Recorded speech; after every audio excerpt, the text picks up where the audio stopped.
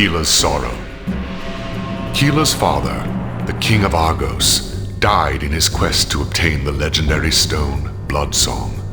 With it, he hoped to restore power to his kingdom and then to Barbaria. His death weighs heavily upon Keela, a swordmaster and princess. Somewhere in the northern seas, far from their home in Shorestone Castle, Keela's father died, but his quest did not end. Keela has taken up his quest for Bloodsong.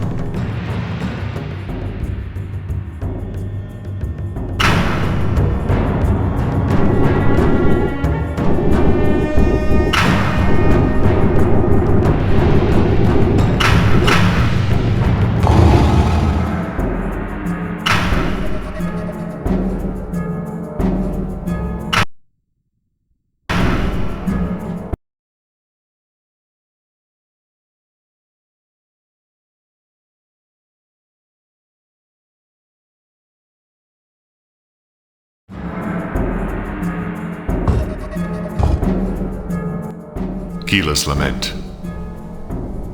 On her knees before her father's sarcophagus, deep within the tomb of kings below Shorestone Castle, Princess Keela wept. Her father died in search of the legendary Bloodsong, a relic stone said to have powers of transmutation and invincibility. It could change simple rocks to ingots of gold, transform steel swords into brittle wax, and more, all while granting the man who wore it round his neck invulnerability.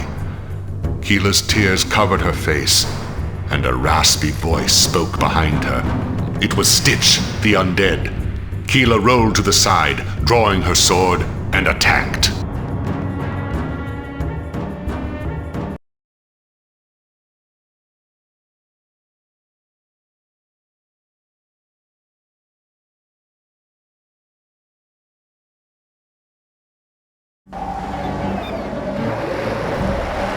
Round one. Ready.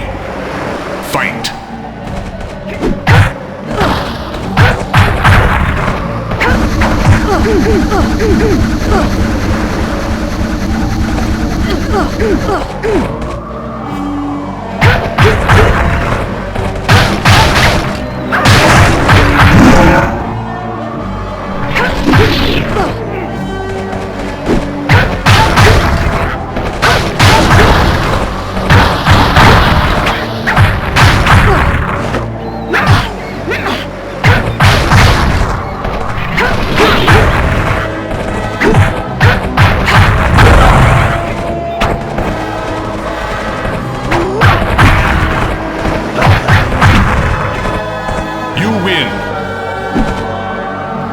Round two.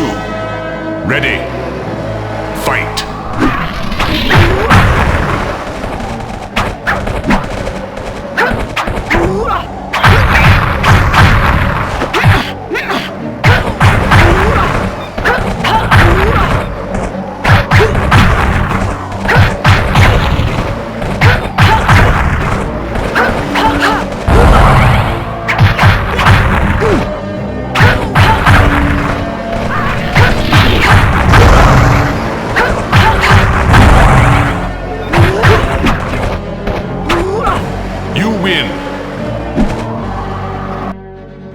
Stitch staggered backward, narrowly escaping the fatal blow Keela was ready to deliver. He fled the tomb, dropping its portcullis as he left.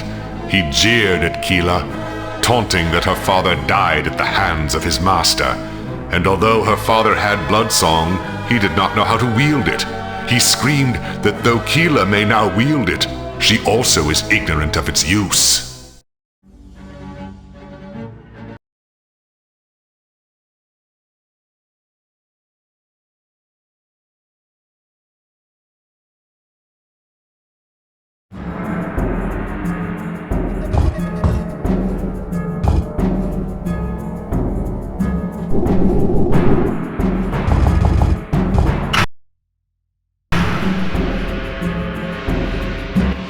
Allies.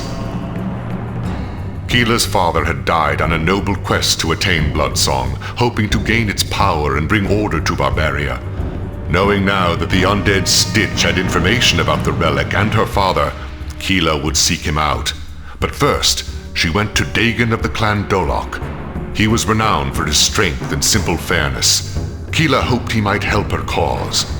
As often happens in Barbaria, a test of mettle must be made before talks could begin. They fought.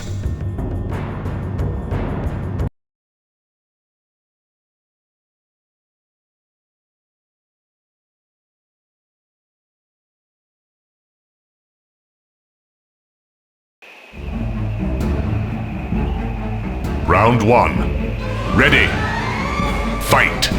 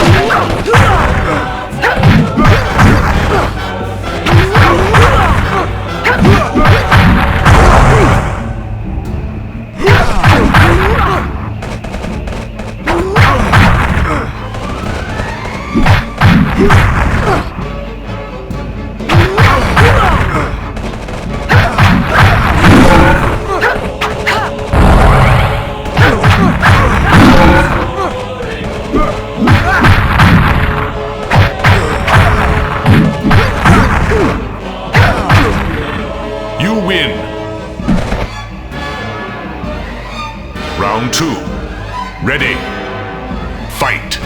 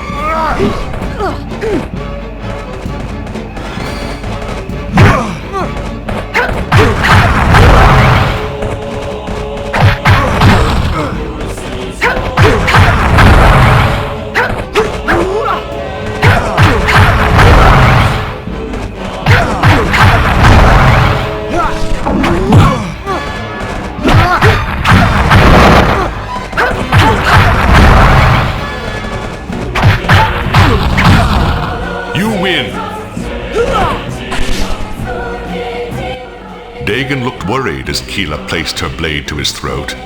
She smiled, and then Dagon did too. They both erupted in laughter. They shared their tales over drink and food. Dagon's face fell sullen, and he told Keela that his wife was murdered by the same undead Stitch that accosted her. He explained that he was honing his skills now, so when he hunts the evil Stitch and his minions, he would be ready. Wishing Keela good fortune in her quest, Dagon directed her to seek knowledge from nature's guardian, Ayara, in the venomous swamp.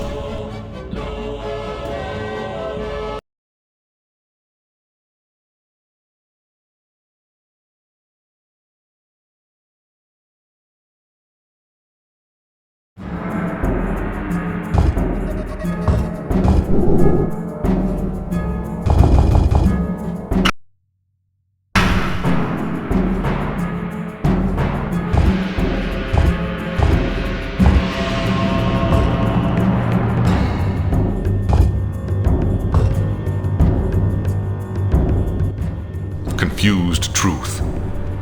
Into the deep jungles that covered the venomous swamp went Keela, hacking vines and foliage aside as she went.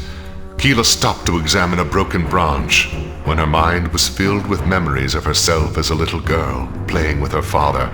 He held her high in the air and growled in her belly, and they laughed. Keela's moment of happiness was broken with Ayara jumping down from a tree before her. She said Keela must prove herself.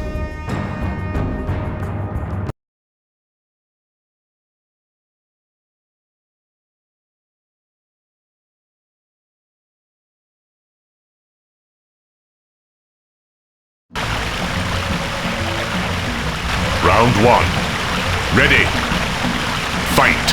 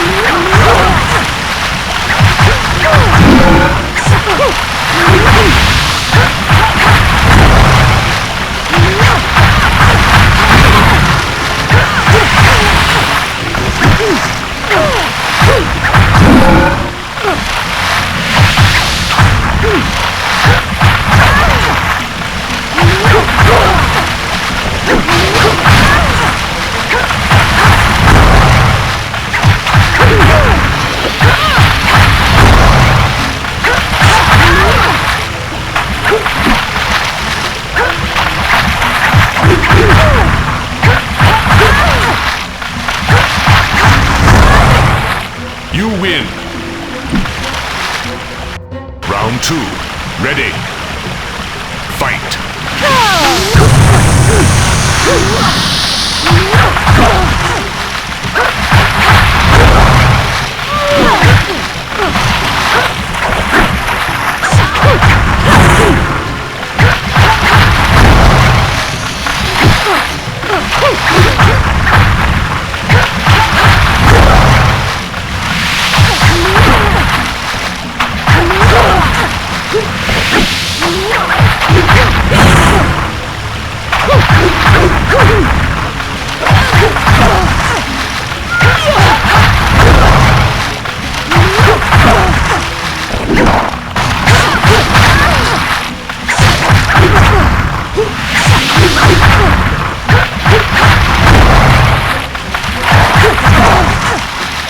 You win. Ayara stepped back, gesturing Keela had won with a salute and slight bow. Hearing Keela's tale, Ayara told her there was far more wrong with the world than she knew. The very fabric of life was being torn by a dark magic woven by a sorcerer known as Zog. He may not be Keela's quest now, but his demise was ultimately her mission. Ayara said also that Keela and Dagon were not alone in suffering murders and losses, for there is a force at work that would not stop until all were dead.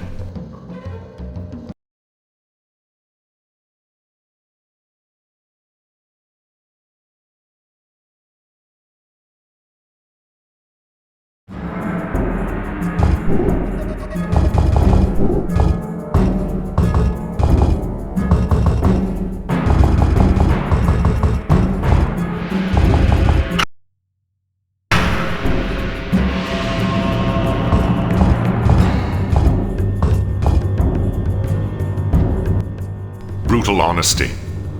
Ayara had suggested Keela look to the lower Darklands of Barbarian for a clue about who slew her father. She entered the volcanic region, where she encountered a hulking man who called himself 21. 21 raged that he would not go back and assaulted the princess.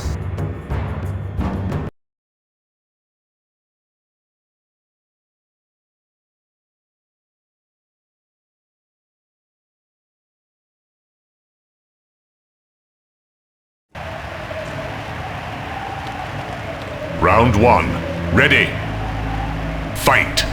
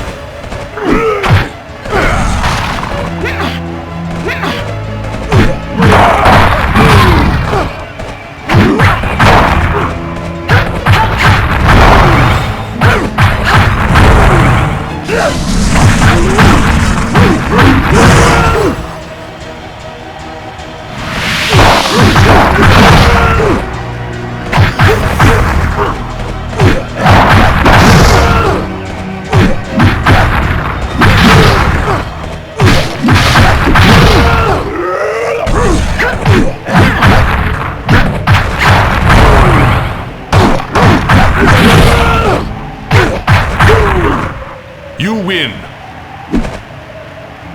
Round 2. Ready. Fight.